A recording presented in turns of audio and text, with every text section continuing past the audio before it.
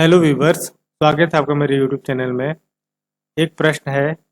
एक लड़का 30 मीटर ऊंचे एक भवन से कुछ दूरी पर खड़ा है। जब वह ऊंचे भवन की ओर जाता है तब उसकी आंख से भवन के शिखर का उन्नयन कोण 30 अंश से 60 अंश हो जाता है। बताइए कि वह भवन की ओर कितना चला। आइए इस प्रश्न को चित्र के माध्यम से समझते हैं। माना बी सी एक भवन है जिसकी ऊंचाई h बराबर 30 मीटर है तथा माना बिंदु A पर कोई लड़का स्थित है। पहली स्थिति का उन्नयन कोण 30 अंश का है। ठीक है, लड़का जहां खड़ा है वहां से पहली स्थिति का उन्नयन कोण कितना है? 30 अंश का है। जब वह लड़का ऊंचे भवन की ओर आता है तो उन्नयन कोण बढ़कर 60 अंश हो जाता है। इस प्रकार से इस समय यह लड़का बिंदु D में होता है। अब जैसा कि प्रश्न में कहा गया है कि जब लड़का भवन की ओर आता है तो भवन की ओर वह कितना चला,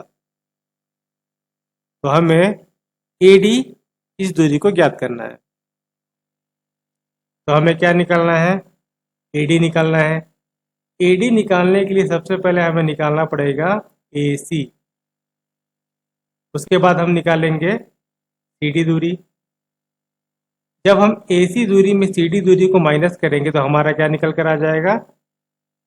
AD। तो हमारा AD बराबर क्या हो जाएगा? AC minus CD।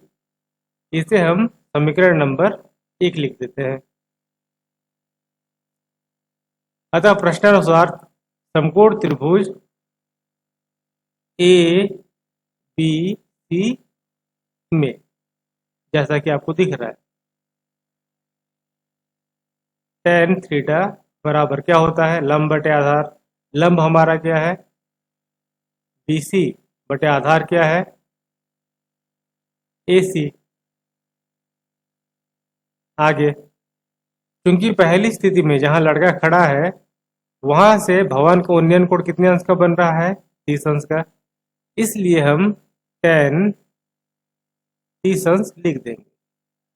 और हमारा BC क्या है? जैसा कि चित्र में दिख रहा है 30 है, बटे AC हमें ज्ञात करना है। अतः सारणी में tan 30 अंश का मान क्या है? 1/3 बराबर क्या हो गया? 30 बटे AC। AC का मल्टीप्लाई 1 से और √3 का मल्टीप्लाई 30 से होगा। तो हमारा क्या हो गया?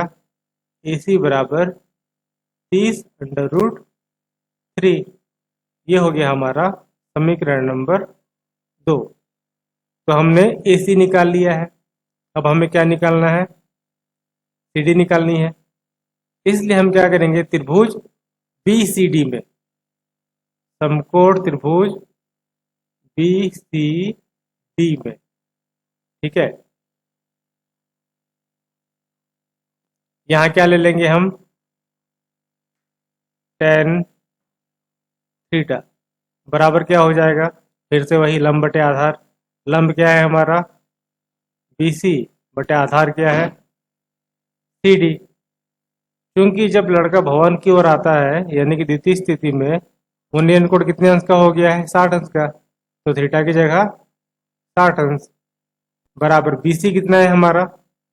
30 है, बटे CD हमें निकालना है। tan 60 अंश का मान कितना होगा सारणी में? √3 बराबर 30 बटे CD। अब हम यहाँ क्या करेंगे? √3 और CD इन दोनों का जो जगह है उसको बदल देंगे।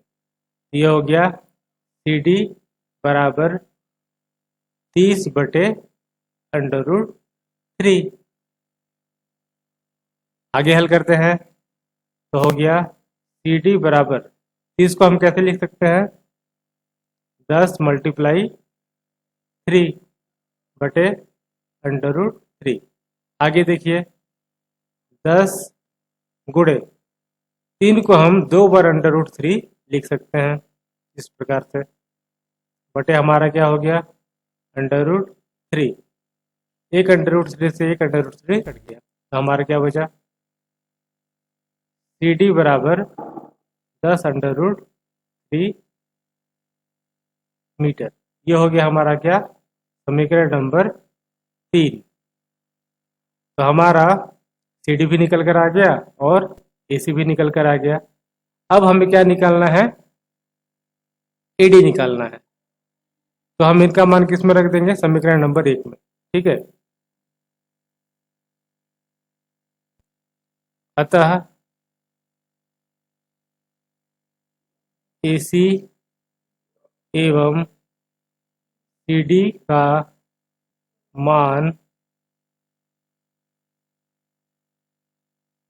समीकरण 1 में रखने पर, तो समीकरण 1 क्या है? ए डी बराबर ए सी माइनस सी डी। हमें क्या निकालनी है? ए डी निकालनी है। तो ये हो गया हमारा ए डी बराबर ए सी हमारा कितना है? देखिए ये है 30 अंडर रूट 3। तो हमारा क्या हो गया? ये 30 under root 3 minus C D कितना है? 10 अंडर रूट 3। आगे इसे हल करते हैं। 30 में 10 गया तो क्या हो गया? ये 20 और अंडर रूट ये 3 हो गया। तो लड़का भवन की ओर कितने चलता है? 20 अंडर रूट 3 मीटर। तो अगर मेरे वीडियोस आपको अच्छे लग रहे हो तो मेरे चैनल को सब्सक्राइब करें और वीडियोस को लाइक करें। Thank you.